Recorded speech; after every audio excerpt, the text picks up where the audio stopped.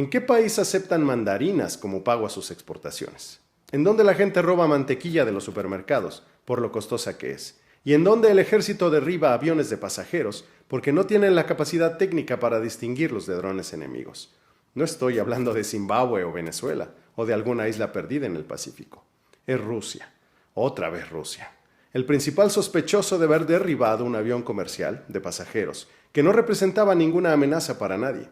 Murieron 38 personas. El avión de Azerbaiyán iba camino a una ciudad rusa, así que no pueden pretextar que no sabían que un avión pasaría por ahí.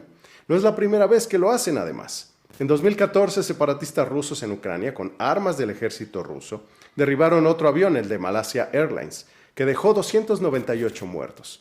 Una evidencia más de que ese país no tiene la capacidad ni tecnológica ni logística para siquiera distinguir entre aviones comerciales y objetivos militares.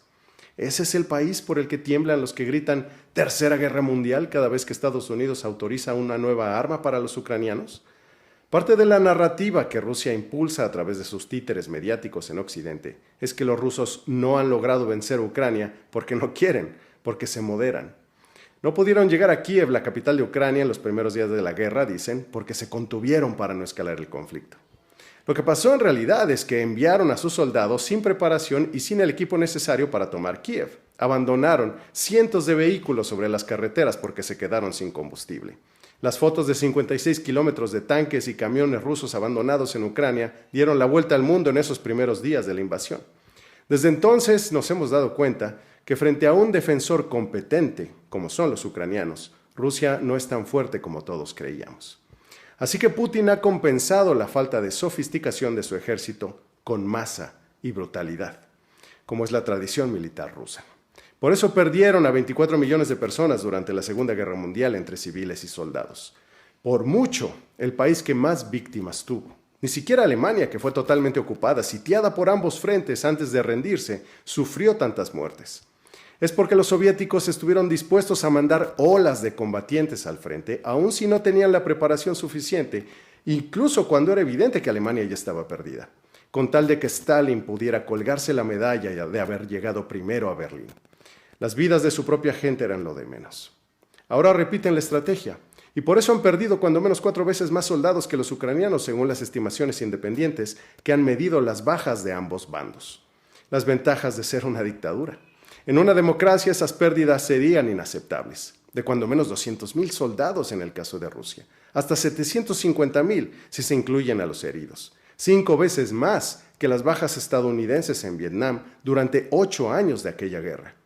Pero en una dictadura las vidas de los ciudadanos son simples herramientas para los fines del emperador. Por eso solo los propagandistas rusos y sus crédulas víctimas creen que Rusia se contiene, que no desata todo su potencial.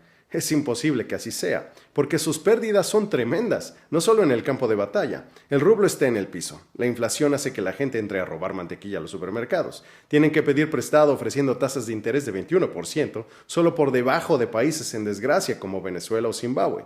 Y aún así, presumen un misil hipersónico supuestamente imbatible llamado Oreshnik, que no se atreven a lanzar un verdadero objetivo occidental, pese a que cada mes amenazan con una guerra nuclear. Como si en cualquier momento con su tremendo poder pudieran terminar con su enemigo en Ucrania si quisieran. Si no pueden distinguir un avión comercial de pasajeros de un objetivo militar, ¿serán siquiera capaces de realizar todas las proezas tecnológicas militares que dicen poseer? Si emplean mal incluso su propio equipo, ¿podrán siquiera usar misiles intercontinentales, por ejemplo? El último que intentaron lanzar, un misil Sarmat, explotó en la zona de lanzamiento durante la prueba.